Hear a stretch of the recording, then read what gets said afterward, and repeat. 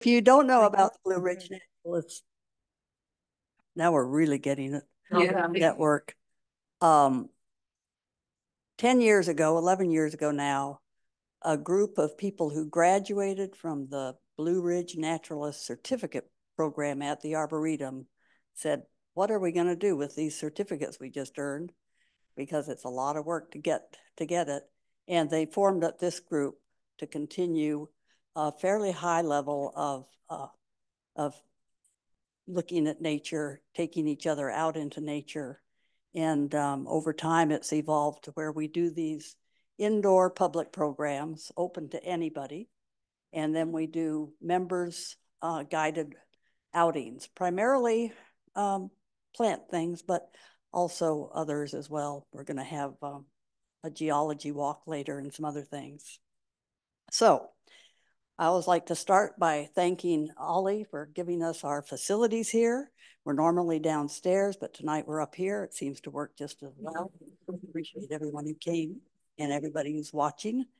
And of course, Ollie's just an incredible resource to the community, and they make these facilities available to a long list of partner organizations. I'm going to tell you about a couple of them in a minute.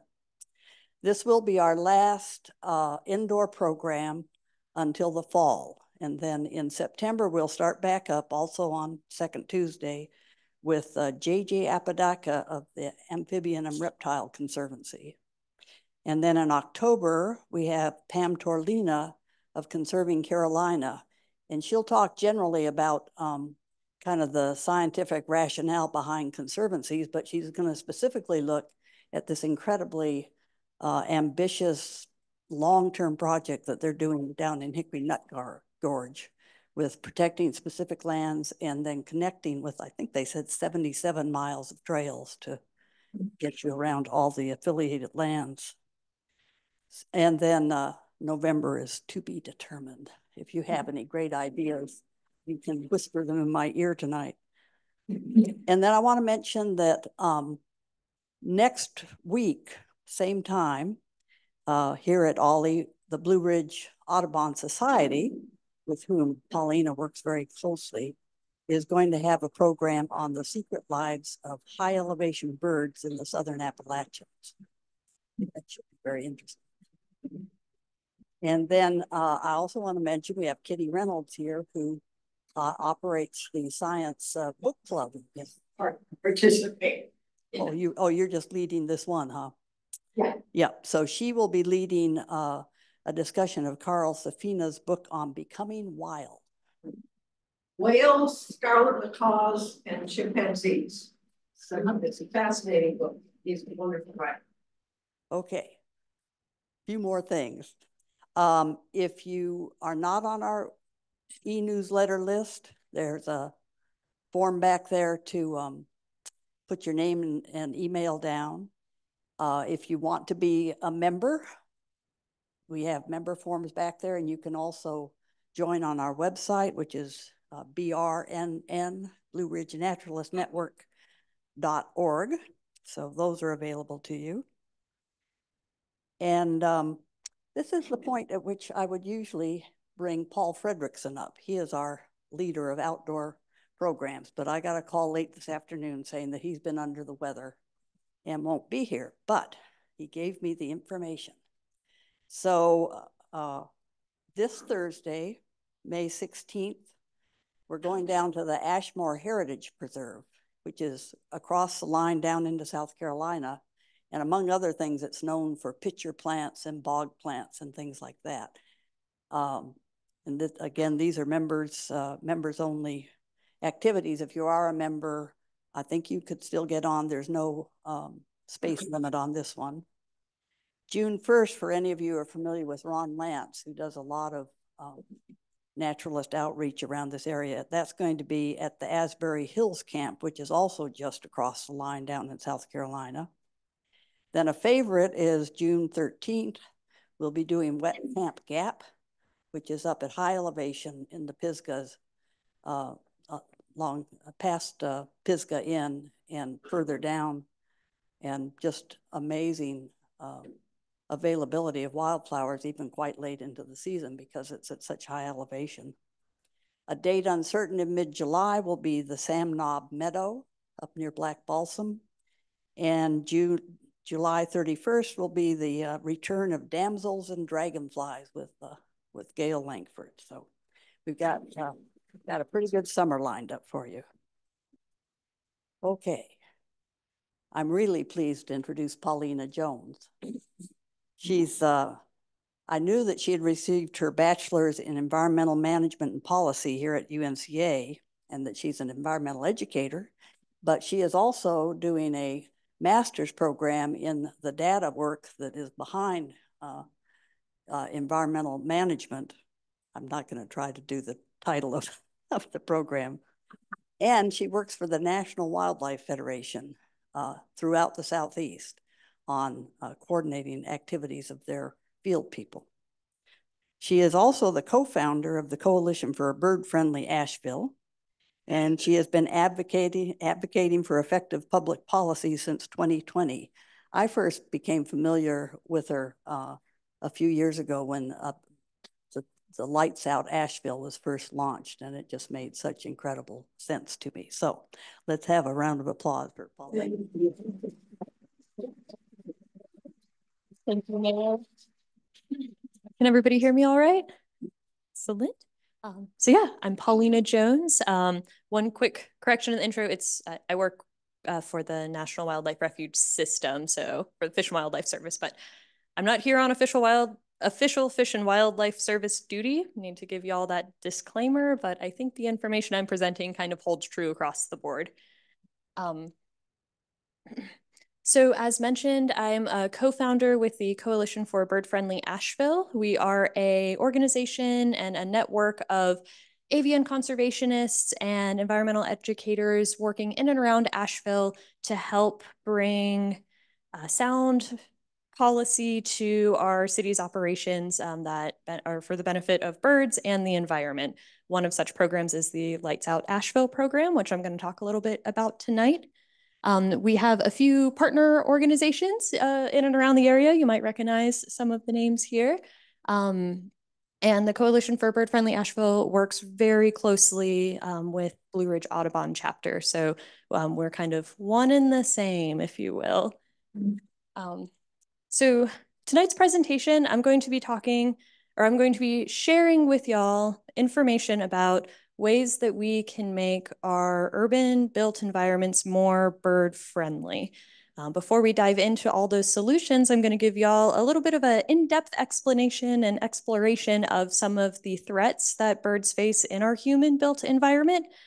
And just as a content warning, there are quite a few photos of some dead birds in here. So just want to let y'all know it comes with the practice, but hopefully at the end of this presentation, you guys are feeling motivated to go out into the world and reduce the number of dead birds that we will all encounter at some point in our life. So let's dive in.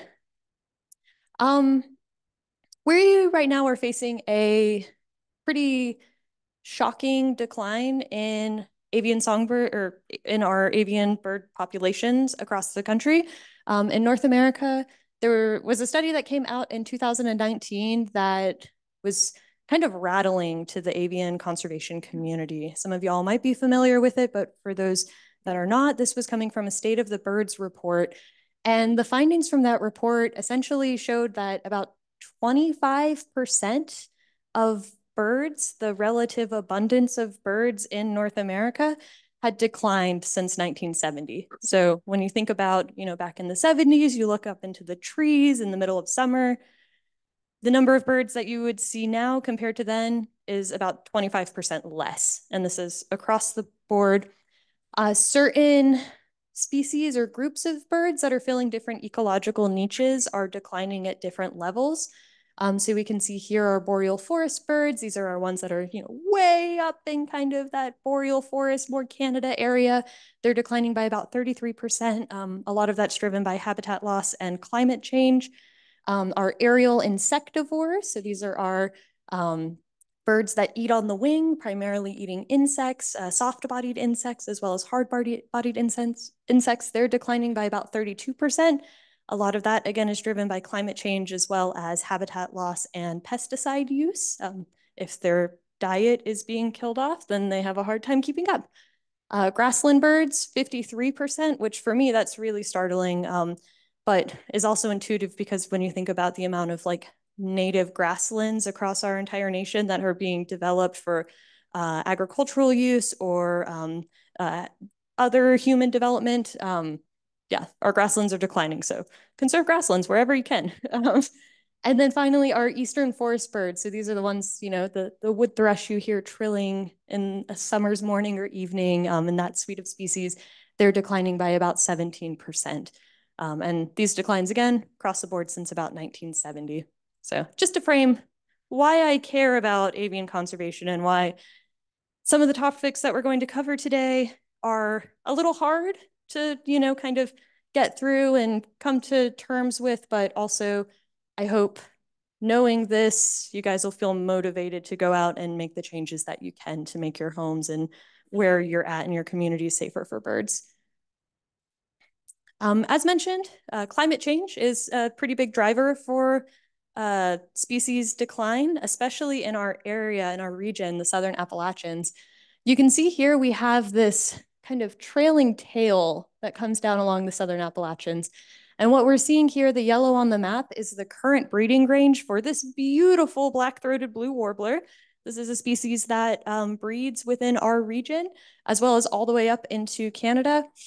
And this trailing tail that you see of breeding range is in existence because we are at higher elevations. So these birds, they typically like slightly cooler summers. They're not as comfortable doing their bird business down in the hot Piedmont and coastal regions. So our little mountains up here provide lovely oases for them and suitable habitat for them to, you know, carry out their reproductive cycle in the summer. So this is current condition, what their breeding ranges are. This is the loss of their breeding range at a 3 degrees Celsius increase scenario. So again, tying it back to climate change, we can see that this little guy here and all his warbler buddies, and I say all his warbler buddies because this map looks very similar for most of our neotropical migratory warblers. They are no longer going to be able to breed down here in the Southern Appalachians. They do gain a little bit of breeding territory way farther north in Canada, but we won't have them around here to enjoy in the summertime. These maps are provided by the National Audubon Society. They have a really wonderful tool called Survival by Degrees, where you can look at different species and see how their breeding and wintering habitats change under different climate scenarios. So recommend checking that out if you're feeling a little adventurous and want to dive deeper into the data.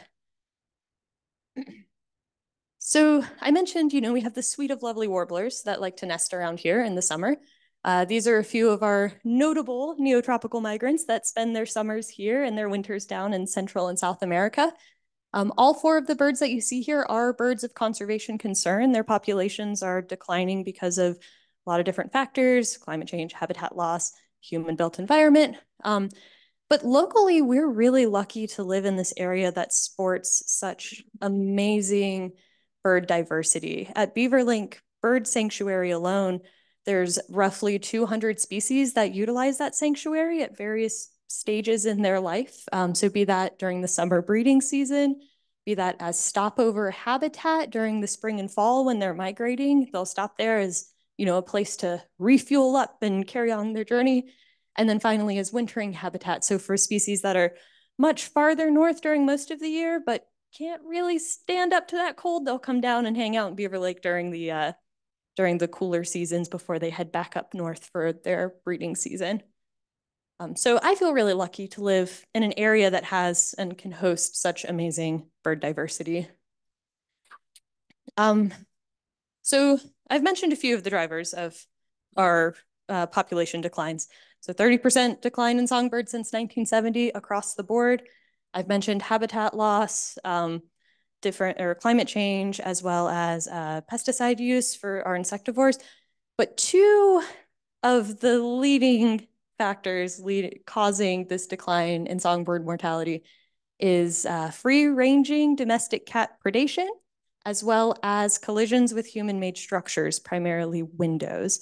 So these are the 2 things I'm going to really dive into today. I'll dive into the cats a little bit, but we're really going to take a deep dive into the windows and what we can do to address that, because while it is the second leading cause of songbird decline across the United States, it's also one of the easiest things to fix. And I'll tell you, it's almost like magic. It's very simple to address. And if everybody takes action to address their windows, then this number will significantly decrease and we won't be losing up to 1 billion birds every year just because they fly into windows. But before we dive into windows, quick bit on cats. There was a study that came out in 2013. This was looking at the impacts of free-ranging domestic cats on avian mortality as well as small mammals. And we can see here the researchers, they estimated a range between 1.3 to 4 billion birds annually are predated on by free-ranging domestic cats. Of those, 31% of them were owned. So these aren't like your feral cat colonies. That within that 30%, this is like 31% are somebody's pet. You know, they go home and they get fed and all of that. But compared to our small mammals, the median amount of small mammals being predated on every year, 12.3 billion individuals. That's a lot. So for those of you who have cats, I highly recommend, if you don't already, keep them indoors or just supervise them when they're outside. Pretty simple fix there. For our feral domesticated cats, that's a whole different issue that we're not really going to dive into today. All right, so window collisions. A couple quick stats. They're not great stats, but they're stats. So as mentioned before, just under 1 billion birds per year across the continental United States fatally collide with windows. There's been different studies looking at like that mechanism of mortality, like what is the survival rate? Because oftentimes you see a bird that flies into a window and it's sitting on the ground and it's stunned and then it flies away. And it's like, oh, okay, the bird's fine.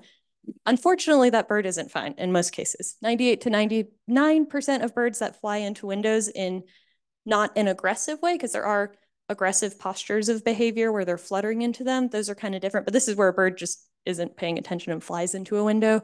98 to 99% of those cases, the individual sustains lethal injuries. So unless that bird is provided veterinary medical care through a licensed wildlife rehabilitator, it's not a good story for the bird. In other studies had looked at what percentage of birds are immediately die after hitting windows. That study, it came out to about 1 in 8. So for every 8 birds that hit windows, 7 of them fly away, presumably don't receive medical care. And then there's one unlucky guy who just lights out as soon as he hits. So with all of this, you know, why am I interested in this? When I was at UNCA, one of my first days on campus, I was greeted with a downy woodpecker outside of the Rhodes Robinson building. I think it was like my 3rd day on campus, and the poor little guy, he just was dead on the sidewalk. And I was like, wow, you know, like that's kind of unfortunate. And as I started taking classes and learning about, you know, conservation and building that interest, I realized like, wow, maybe bird window collisions is something that I could study and be interested in. So I started digging around to see, oh, are other people looking into this? And wouldn't you know, I discovered that between 2013 to 2014, there was an organization, it was a tri-national effort. The organization was called Environmental Research as an Education Network, EREN. They conducted a multi-year study on college campuses. So they had 40 campuses across the United States, California, and Mexico that was trying to figure out what are the factors that are leading to birds flying into windows. So there was this huge academic effort to try to figure out like, why are birds flying into windows? We need to understand this so that way we can properly advocate for mitigation. And from their studies, they found that the leading drivers were building size, glass to building ratio. So the more glass on the building, the more likely it was that a collision was going to occur there. For certain species, they found that surrounding vegetation structure had a really big impact. This is particularly true for our thrushes. So Swainson's thrushes, wood thrushes, and hermit thrushes are particularly susceptible when there's high vegetation around the outsides of the windows. And then finally, across the board, they were looking at the life history of different species and found that those forest-dwelling aerial insectivores were the species that were most likely to collide with windows in general, regardless of different factors of the building and the surrounding vegetation itself. And I thought, okay, that's really interesting. I wonder if the same holds true for UNCA. So I conducted a study as well as my undergraduate research project right here on campus. I did a carcass survey around 25% of our campus buildings for a period of 15 weeks, broken up over 3 different seasons. And throughout that study, I recovered 146 deceased birds. All different species were represented, but quite a few of them were Tennessee warblers and Swainson's thrushes. Those comprise the largest individual species category. After I finished that carcass study, I also conducted a carcass scavenging study because I wanted to then know, how many birds were missing? How many birds did I not see? Because, there's some cats that live around campus. We have possums. There's great habitat. Like, what's out there eating these birds? How many were removed from the study site? So during my carcass scavenging study, half of the specimens that I put out were removed. So we can go ahead right off the bat and double that 146 safely, right? So if I found 146, we can assume that twice as many were not there because something ate them and ran away. And then finally, if we go back to that statistic of 1 in 8 birds that collide with windows flies off immediately, and we multiply that, what would be about 300 or so carcasses by 8, we're then approaching, 1,000 or more. We can kind of safely, conservatively say that within that 15-week study period, about 1,000 birds flew into windows at our campus. And these numbers, unfortunately, were pretty similar to the estimates of collisions that were produced in that previous suite of studies across 40 different campuses. Because at first I was like, wow, this is really high. However, it's been replicated and shown as true over similar periods of time at other places. But armed with information, we then took myself and the UNCA Audubon Club, approached the campus's sustainability association and provided some recommendations for solutions. And I'm gonna go into what those solutions are in just a minute. But beforehand, I've mentioned a few things. There's some different factors that we were looking at as to what encourages or leads to birds flying into windows. The first two I'm going to talk about are transparency and reflectivity. We'll get into light source in just a bit when we start talking about the Lights Out program. But during the day, when birds fly into your window, and I'll pause here, how many of y'all have heard that thump? And how many of here know someone who's heard that thump? And it was like talked about, right? Yeah, so during the day, those thumps tend to happen during the day. So we're gonna kind of talk a little bit about why that happens and what you can do about to reduce the amount of that happening. As far as transparency goes, this is referring to fly-through conditions. So what we see over here to the left, this is a perfect example of fly-through. Some of y'all might recognize this building. The next couple that I'm showing are study sites that I was looking at during my research. And so for fly-through conditions, this is where you have 2 panes of glass. You can see through them. You can see habitat or open sky on the other side, but unfortunately, there's a barrier of glass. And unfortunately, birds can't really perceive glass the way that we do. Although I'm guilty of having ran into a glass sliding door at one point or another in my life, but fortunately, I wasn't doing so at such a velocity that gotta go to the doctor. So essentially, birds don't see the glass, but that seems like a pretty clear pathway for them to fly. And they go to fly and they end up leaving these little smudge marks. They're kind of small to see from the crowd, but you guys might see them. If you look around at big glass buildings, really look, you'll start to notice these everywhere. I feel like I'm going crazy sometimes because I feel like everywhere I go, I see these smudge marks and I'm like, that is a bird killing building right there. Like, what can we do about that? And this was a American robin that I found right down here. So during one of my carcass studies. Next up, we're looking at reflectivity. Reflectivity, rather than creating those fly-through conditions, this is where the habitat is perfectly reflected through the windows or even slightly obscured, but either way, there's a pretty solid reflection of surrounding habitat that allows that bird to think that where they're flying is into suitable habitat. And so over here to the left, this is another one of our campus buildings. You can see these windows are treated with a ultra reflective privacy film, which is great for the residents inside of the building, not so great for birds because it perfectly mirrors that forested habitat that exists just on the other side of the parking lot. And this is a magnolia warbler, beautiful bird, broke my heart to find it. That was right at the base of this building during one of my studies or one of my surveys. And then over here, one more building that some of y'all might recognize on campus. Again, we have that reflectivity of the surrounding taller vegetation and trees, really beautiful habitat for birds, but unfortunately, not so great for these guys. And here we have a tufted titmouse, which is a local resident species. These guys don't really migrate. They stay year round in one area right next to a Tennessee warbler. And I like to include this picture because it shows that windows aren't really discriminate against local versus migratory species. Some arguments say that resident bird species don't collide with windows because they're used to the habitat, they're used to the obstacles around them. That didn't really hold true for this little guy. So, every window is potentially dangerous to every bird when left untreated. And here's just a little overview. Some of y'all might have heard of like mass collision events in the news. I think there was one just this past year. But Philadelphia had one recently. Back in 2019, there was a big one at the NASCAR Hall of Fame down in Charlotte. The giant one that happened in Chicago last year. So this kind of routinely makes news either in the spring or fall here in North America. And there's this organization called Fatal Light Awareness Program Canada.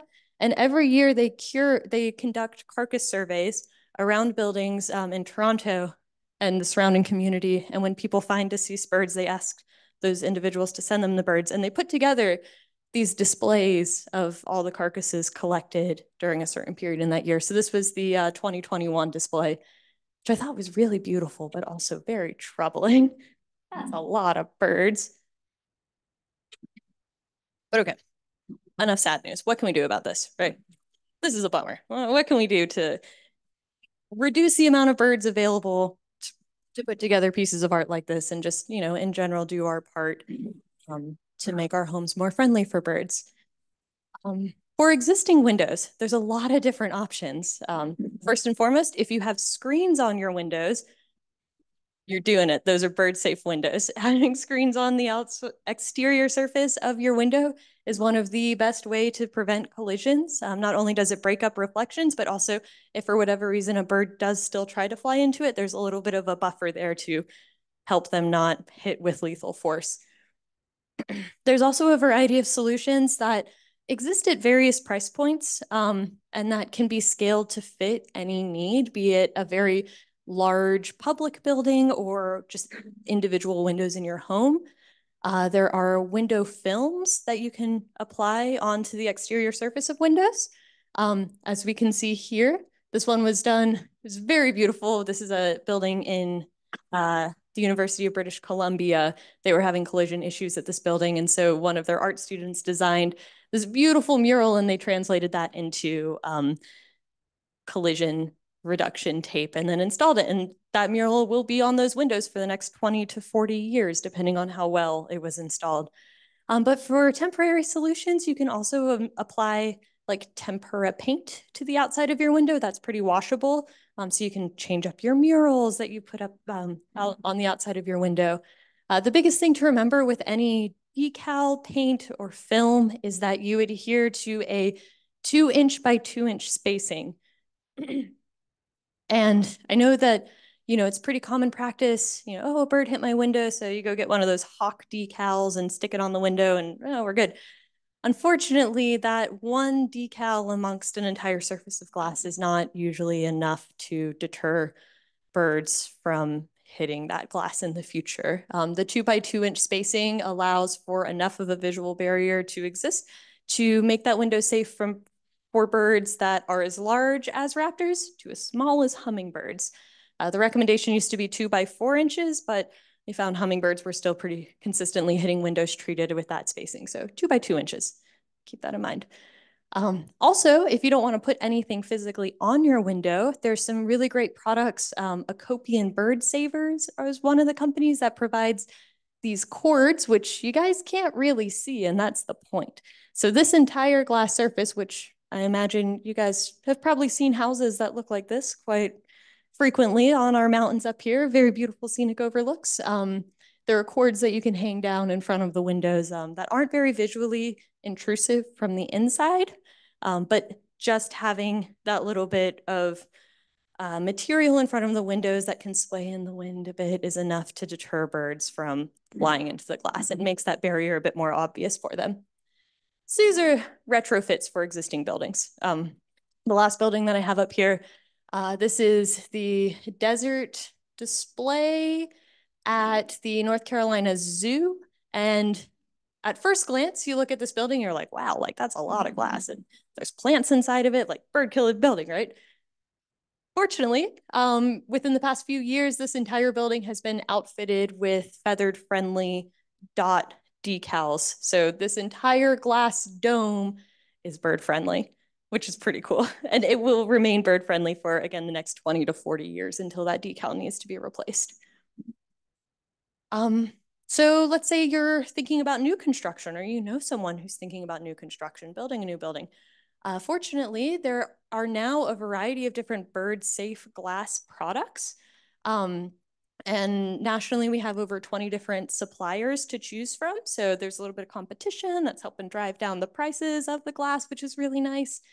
Bird-safe glass essentially is treated in some way, either through a fritted pattern, through UV reflective coatings, photovoltaic glass. So your solar panels, those are bird safe because they have the little like ridges in them. I'm not super familiar with solar panels and their construction, but they're textured enough to make them safe for birds. And what we see down here is an example of what UV coated bird-friendly glass looks like. So what humans would see is this. This is presumably just a clear window. You're looking right out, just like the ones here on this door.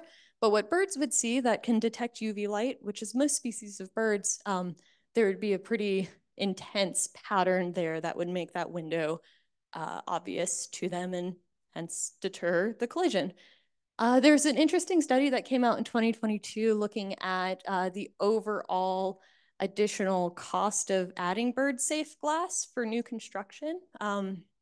The study was looking primarily at mid to large size office buildings and standard material costs. Excuse me. And they found that even though the average cost for bird-safe glass is about 25% more expensive than just regular glass for your windows, if you're building from scratch, taking into account all the other labor costs and material costs that go into constructing an entire building from scratch, it's really only 0.25% increase in the overall construction price for that building. So that's pretty doable, especially for developers, right? Like some of them have some pretty big budgets that they're working with. So like 0.25% increase on the overall cost of the project to make all of the glass in your building bird friendly, that's a win, I think. So if you know anyone who's got a developing project going on, ask them, have you considered bird safe glass? All right, so before we move on to lights, are there any questions for the first round of bird friendly? Okay, we'll go in the back. Do suction cup window feeders help this problem or harm this problem? So suction cup window feeders, do they help or harm? Fortunately, they help. Reason being is that birds are flying and slowing down as they're approaching that feeder. And so rather than having your feeder close to the window, but then say something spooks the bird and it flies thinking, oh, there's habitat over here and flies into it, you're good. If your bird feeder is suction cupped to the glass, then it's going to be safe for birds. To that point of feeder spacing, it's recommended that you either have your feeders attached to windows as such, or have them about 30 feet away from your window. Feeders that are between that 0 to 30-foot range, there's been some studies done, and you're more likely to have birds hit windows that are on that same side of your house that the feeder's on if it's within that 30-foot range. Yeah, good question. You said something about 2x2 spacing. I didn't really follow what you were saying. So 2x2 window spacing. This is referring to like if you have, say like this is your window, right? And if you're going to put bird-friendly treatment on it, you want to make sure that your individual elements of your treatment that like these distances are 2 inches apart. So say you have like a dot pattern, you could do like a dot there and a dot there and a dot there, just so long as the distance between each of the elements that are comprising your bird-friendly window treatment or your decals are spaced 2 inches apart or less, you're good to go. If they're greater than 2 inches apart, then unfortunately, hummingbirds can still fit in that size. So this is like the good comprehensive coverage for your windows. What about, like, say, the hawk decals? Lots of hawk decals. You just kind of plaster the window with the hawk decals and have them all at least or no more than 2 inches spaced apart. Yeah. Fortunately, though, with some of our decals, there are options available where they just reflect UV light. So it's like a clear decal that you put on your window. And because we can't see UV light, it doesn't obstruct our vision through that window whatsoever. We can still look right through it. Good to go. But then birds have that physical or that visual barrier to the glass. Yeah, good question. All right. So let's talk lights. This one kind of excites me because not only is light pollution have like impacts on birds, it has a lot of bad impacts on a lot of other living things, including humans and other non-human animals, plants, insects, a whole suite of things. So I get excited when we're talking about lights. First off, before we dive in case y'all weren't aware, a lot of our migratory songbirds, so our warblers, our thrushes, our waterfowl, which aren't songbirds, but still migratory birds, they migrate at night, which when I first figured this out or learned this, I was like, what? They're migrating at night? How do they do that? Like I only ever see birds during the day, but yeah, it turns out they migrate at night. So what we're seeing here on the left is a map of the major North American flyways. You can kind of nicely break up the North American continent into 4 flyways. And as you can see, Western North Carolina kind of sits on this intersection between the Atlantic Flyway and the Mississippi Flyway. So as weather events move across the country at night when birds are migrating, birds can kind of be pushed, or birds that would be on the Mississippi Flyway can kind of be pushed over more so into the Atlantic Flyway and vice versa. So we get, that contributes to that massive diversity of songbirds that we have in our area, that 200 plus species here that use our area year round. What we see on the right here, this is a map that's generated by a really cool tool called Birdcast. Birdcast is a tool that is created and maintained by the Cornell Lab of Ornithology. And this is a snapshot from one of their live migration map trackers. And this snapshot in particular was from September 23rd of 2022. It was taken at 12:20 in the morning. And this bright spot on the map is showing us that upwards of 50,000 birds per kilometer per hour were flying over that area. So it's kind of a heat map. And overall, their estimates were about 780 million birds flying across the country during this night. And that results to about like 10 to 15 million birds coming over our area that evening, which is pretty impressive. So lots of birds. And they create these maps using weather radar because these migratory songbirds migrate in very large flocks at night together. It can be picked up on weather radar. So they have a really fun model that allows them to use weather radar to like track the movement of these birds across the country. So where does light pollution play in? This acronym you see up here, ALAN, that stands for artificial light at night. There's been quite a few different studies that look at how light pollution impacts migratory songbird behavior. A lot of that research was stemmed following these mass collision events that happened across the country and continue to happen across the country. What we've kind of learned is that in general, urban environments, so like Asheville, Charlotte, even small towns, those are considered, semi-urban. They are about 14 to 23 times brighter at night than a regular rural, less developed area. And when it's cloudy out, that artificial light at night can intensify by about 25% or more. Nocturnal migratory birds, they tend to fly at about 200 to 4,500 feet in altitude, usually lower when there's cloud coverage. And unfortunately, artificial light at night draws migratory birds into urban environments. So what we see in this figure on the on the left-hand side, we have, that's the right hand. Well, on this side, we have an image of the 9/11 tribute lights in New York City, which are shown on September 11th and September 12th, usually every year. This kind of circle up in the far corner, those individual dots are individual migratory songbirds that are kind of trapped and disoriented and swirling around the light. Over here, we have that same idea represented in a different way. So at the top, we see the density of migratory songbirds passing over New York when the light is out. So that's at the top versus when those tribute lights are on. When they're on, there was about 15,700 birds that were stuck swirling around. Fortunately, someone noticed this is happening. And so now while the tribute lights are shining, there's somebody out there whose job it is to turn off the lights to allow the birds to disperse for, 20 minutes at a time, and then they'll turn the lights back on. But they, that they're on duty for that full 24 hours that the lights are shining.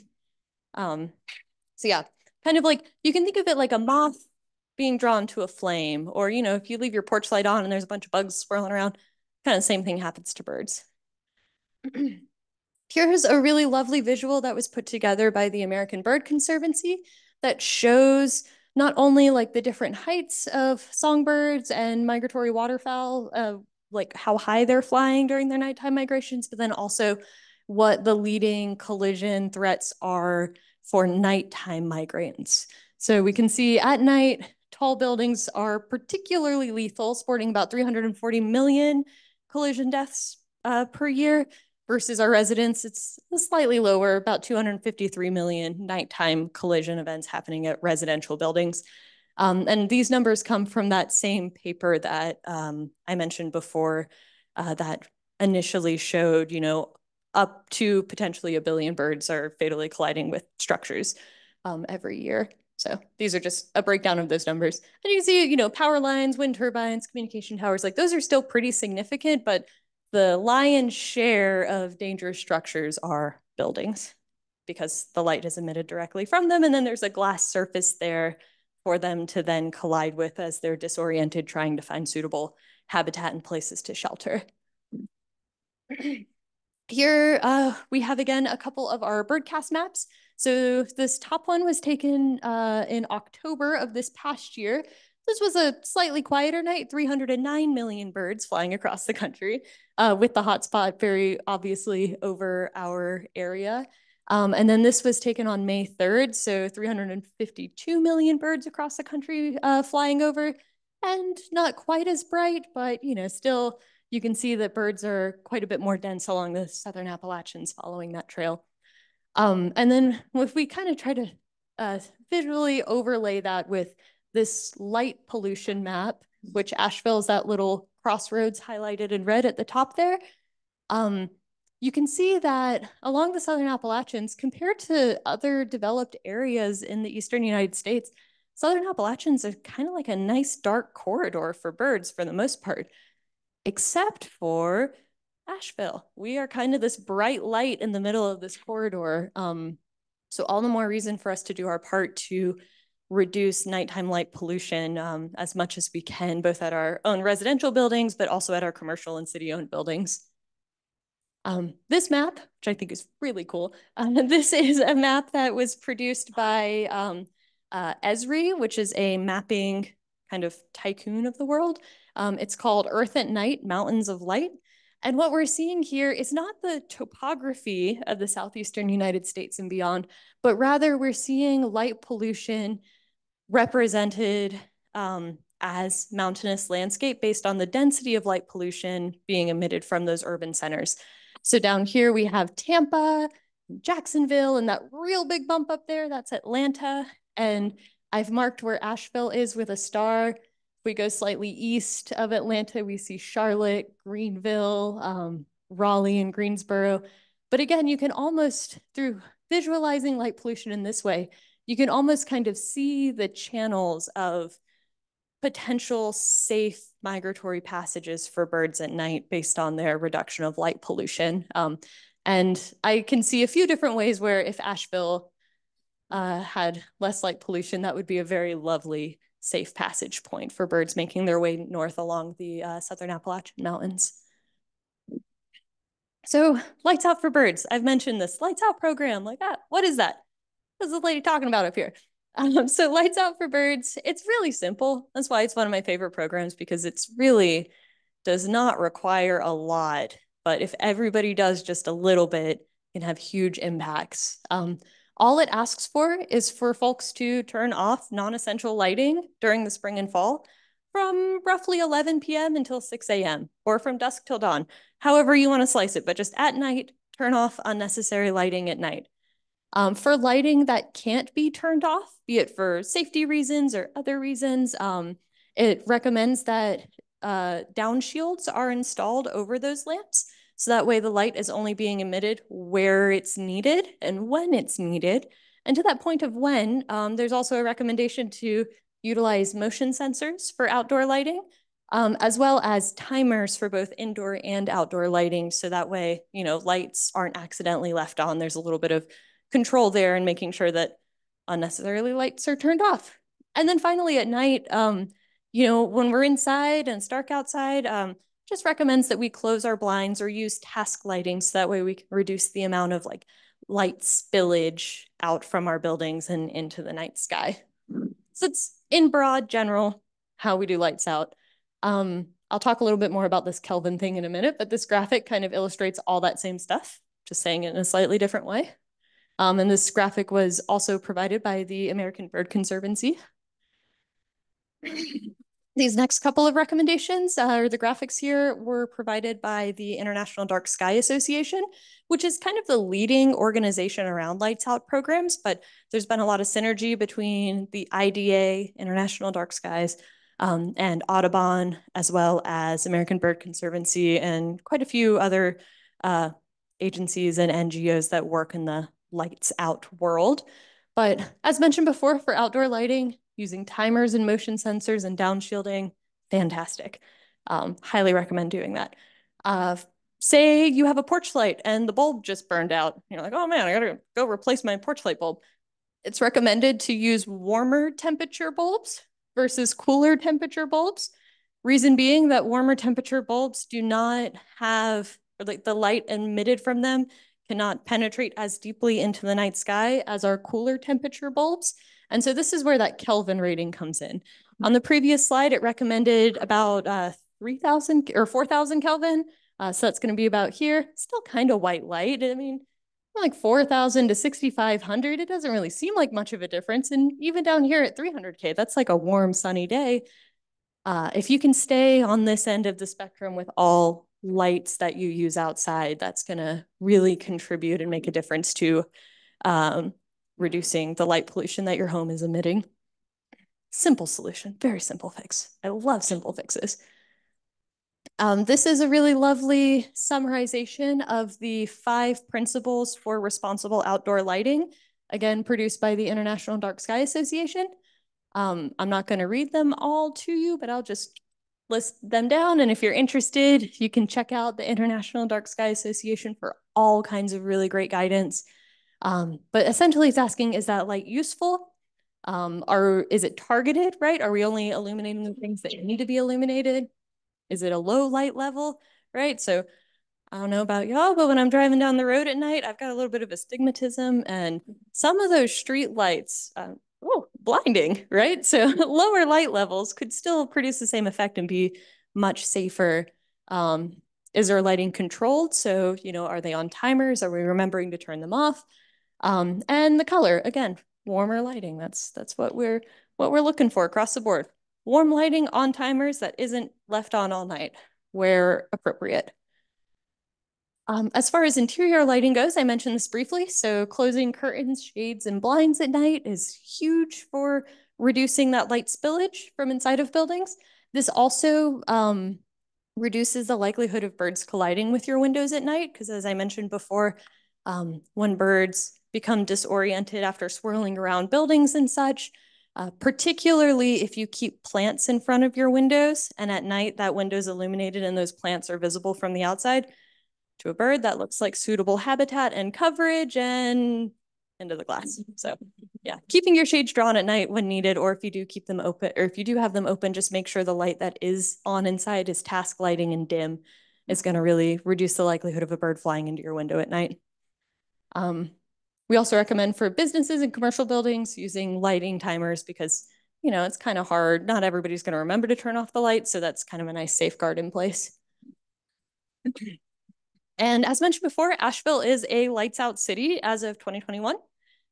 We have a citywide proclamation saying that city-owned buildings are going to be reducing the amount of unnecessary light that's emitted from those buildings during the migration periods, as well as taking actions to help upgrade our lights as needed and installing down shields where needed on city-owned buildings. We also encourage our community members, so all you lovely folks and your friends and family, to participate as well, since you know we can't do it alone, and city buildings aren't the only ones that emit light pollution. And the Lights Out Network, it's nationwide. There's over 40 cities across the nation that are participating. And in North Carolina alone, as of this year, we have 5. But here in Asheville, we were the 3rd Lights Out city for the state, which is kind of cool. Why this is a good thing for our city. Not only does it support citizen environmentalism, you know, we like to say we're a pretty green, environmentally conscientious city, and we like to support our wildlife and protect our natural areas. This is kind of showing that we do these things at a city level.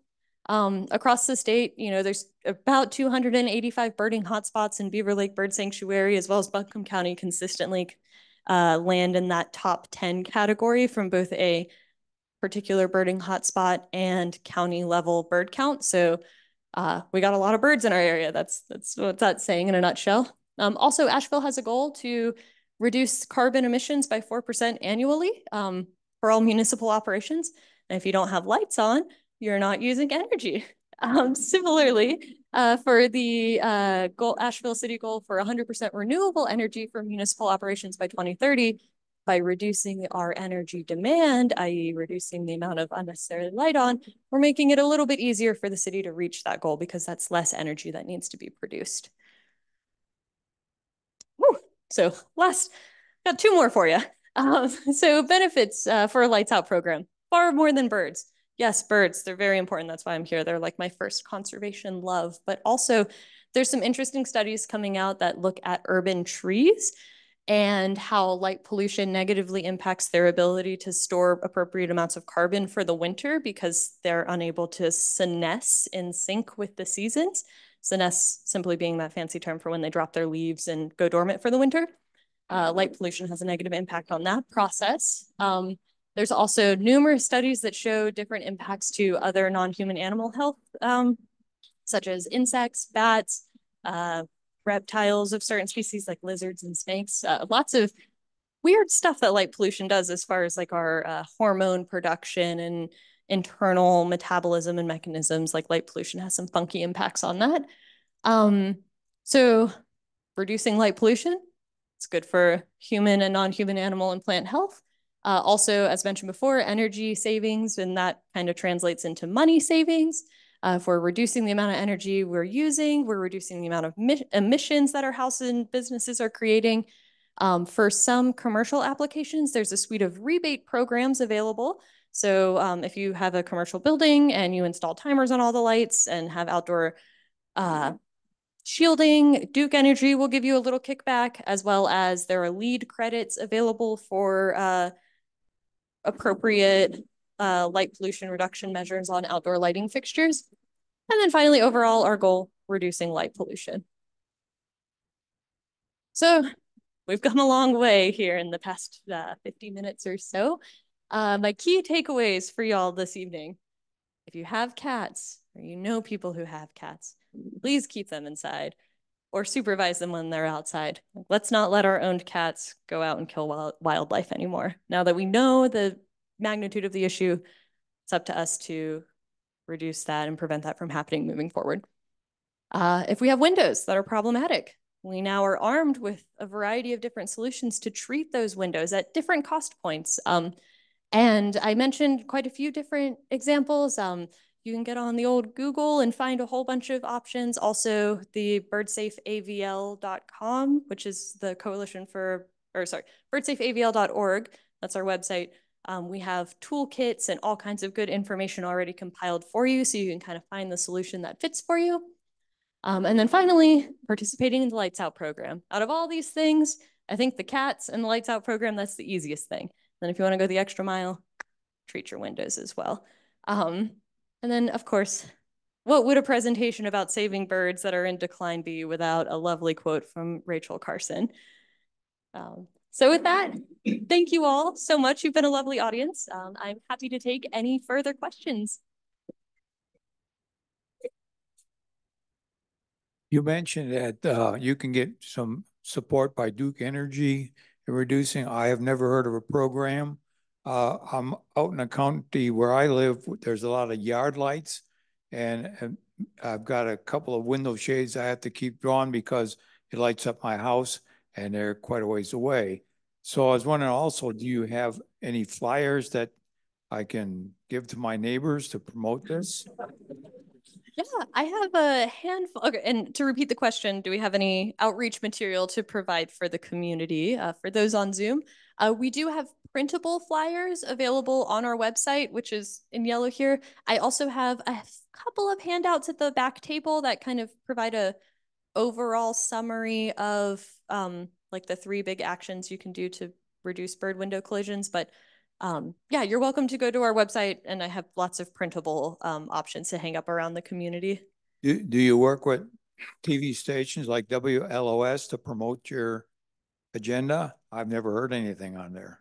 Yeah, so we've had coverage from them once, and this was last spring when we were doing a event at the Collider and invited folks from the National Audubon, American Bird Conservancy, as well as NOAA to come and talk about bird-friendly buildings and light pollution and climate and all that.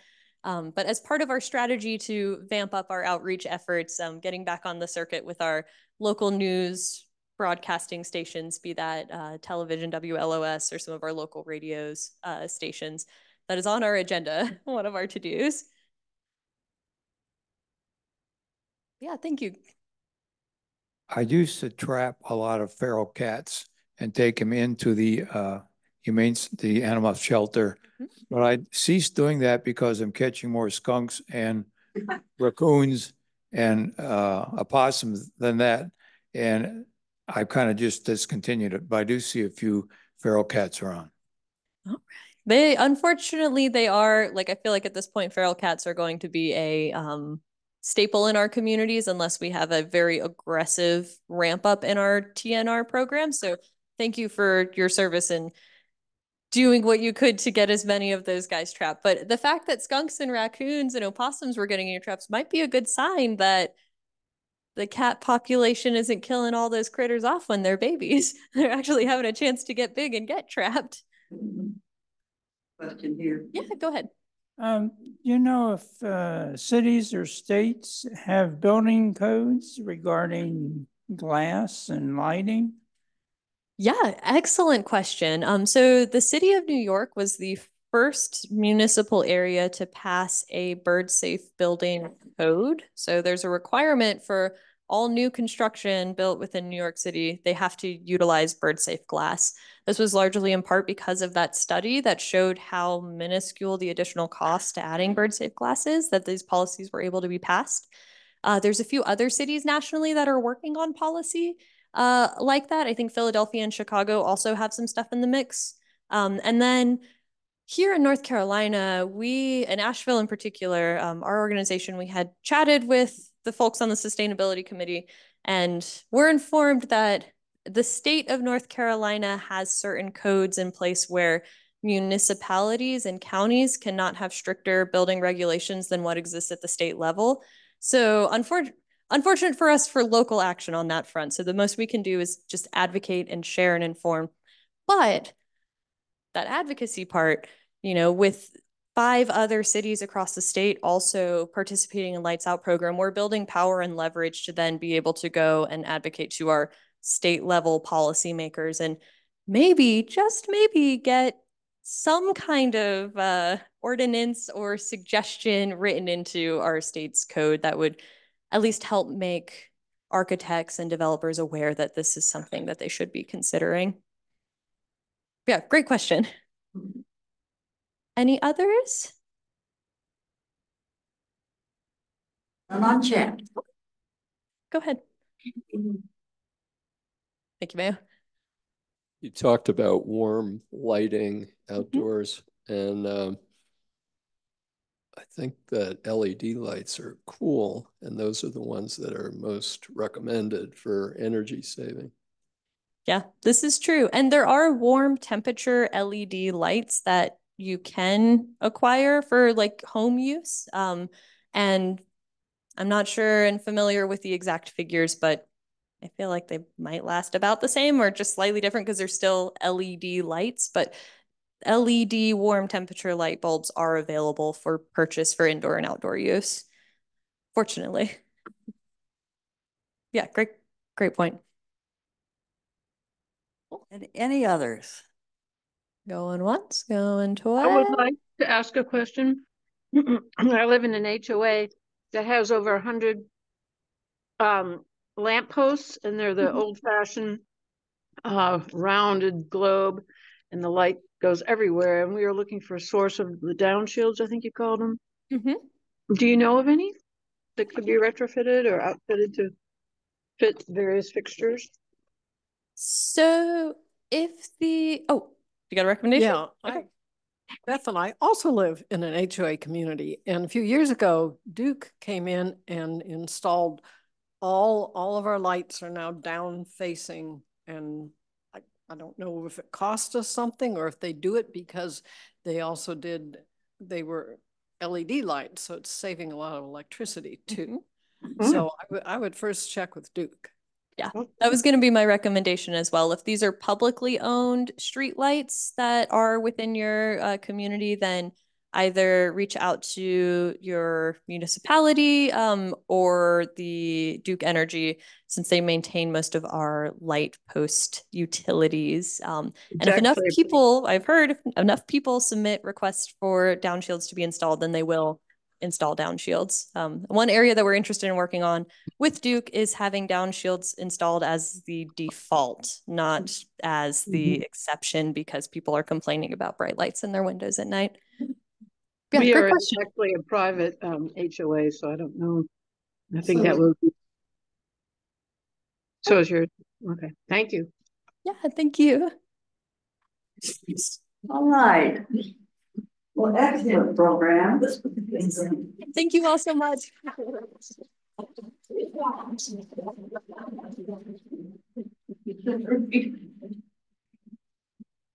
In case you want to scan that, you can scan it. I scanned it from here, so you can focus on that.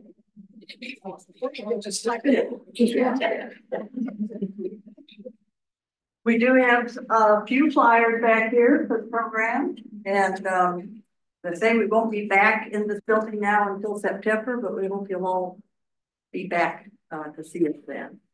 Good. Everyone. And I also want to say thank you, Jazz, for monitoring and running our Zoom. Really good. Yeah, they have the power outages, right? Yeah, just down there. Hi. Hello. Good.